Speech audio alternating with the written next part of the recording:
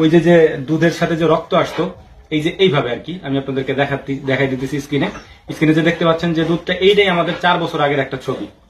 মূলত আমাদের খামারও বন্ধ হয়ে যেত, কিন্তু আল্লাহর রহমতে আমরা এর চিকিৎসা ওই সময় থেকেই শিখছি। এবং বাছুরের দুধ খেয়ে যাওয়ার পরপরই ও যাতে বসতে না পারে, বসতে দিবেন না, ওরা হচ্ছে আপনি দাঁড়া করে রাখবেন এবং খাইতে দিবেন ওই টাইমে। আসসালামু আলাইকুম। আমার এক ভাই প্রশ্ন করছিলেন যে ভাই আমার গরুর দুধের সাথে রক্ত আসে, এটা নাকি অনেকদিন যাবত আসতেছে, তো এই সমস্যাটা কেন হয় এবং এর প্রতিকার কি, এ বিষয় সম্পর্কে আপনাদেরকে বলবো। এবং 80% খামার বা গরুর খামার কেন বন্ধ হয়ে যায় এই বিষয়টা আমি আপনাদের কাছে বলার চেষ্টা করবো। সেটা হচ্ছে যে মূলত যারা দুধের জন্য গরু পালেন, অর্থাৎ ডেইরি ফার্ম যাদের, তাদের খামারে এই সমস্যাগুলি সবসময় থাকে, কেউ অস্বীকার করতে পারবেন না। আর ম্যাক্সিমাম খামার, দুধের খামার বন্ধ হয় হচ্ছে এই কারণেই, সেটা হচ্ছে ওলান। আপনি যদি দুধের খামার করেন তাহলে সর্বোচ্চ আপনার দরকার কোন জিনিসটার, সেটা হচ্ছে আপনার গাভীর ওলান। এই ওলান ফোলা এবং ম্যাস্টাইটিস যেটাকে বলে, এই কারণেই বাংলাদেশে প্রায় 80% খামার বন্ধ হয়ে যায়। মূলত আমাদের খামারও বন্ধ হয়ে যেত, কিন্তু আল্লাহর রহমতে আমরা এর চিকিৎসা ওই সময় থেকেই শিখছি, যে কারণে এখন পর্যন্ত ওই চিকিৎসার জন্য আমাদের টাকা খরচ করতে হয় না, আমরা নিজেরাই করতে পারি।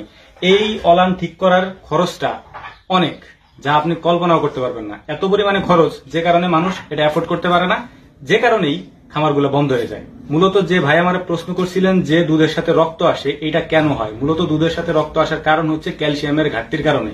যদি দুধে ক্যালসিয়ামের পরিমাণ কম থাকে, সেক্ষেত্রেই দুধের সাথে রক্ত আসবে, এটা হচ্ছে মূল কারণ।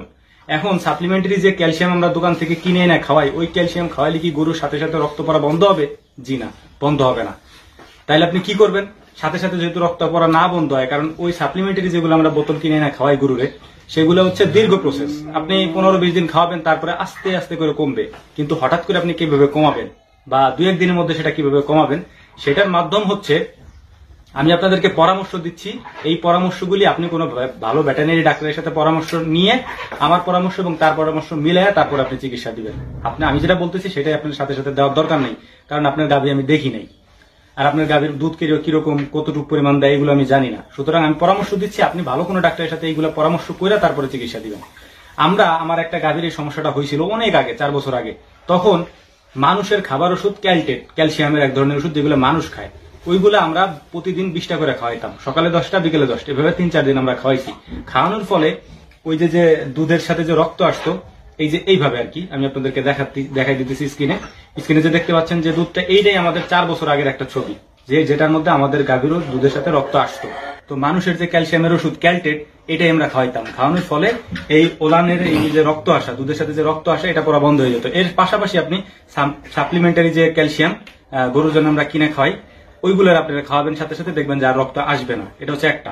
দ্বিতীয় হচ্ছে ম্যাস্টাইটিস যদি ফুলে যায়, সেক্ষেত্রে আপনি বরফ এবং কর্পূর, যেগুলো আমি আপনাদেরকে আগের অনেক ভিডিওতে দেখাইছি, একটা ভিডিওতে আপনি যদি স্ক্রল করতে করতে নিচে যান, ভিডিওটা দেওয়া আছে, ওই ভিডিওটা আপনি পেয়ে যাবেন, এবং ওখানে বিস্তারিত ভাবে দেওয়া আছে এই সমস্যার সমাধানের ব্যাপারে।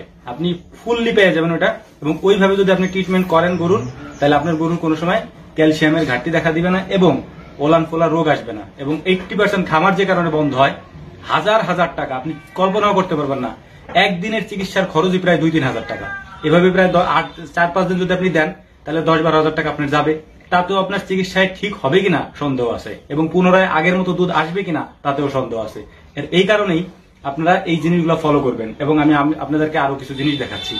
এই যে ফ্লোর গুলো আছে না, এই ফ্লোরে কোনো সময় যাতে ময়লা না থাকে, সবসময় পরিষ্কার রাখার চেষ্টা করবেন। এখন তো মনে করেন যে শীতের সিজন, ঠিক আছে, তবুও হচ্ছে যে আমরা কি বলে এটা আপনার পরিষ্কার রাখার চেষ্টা করি, গরুর গোসল টোসল দেই না।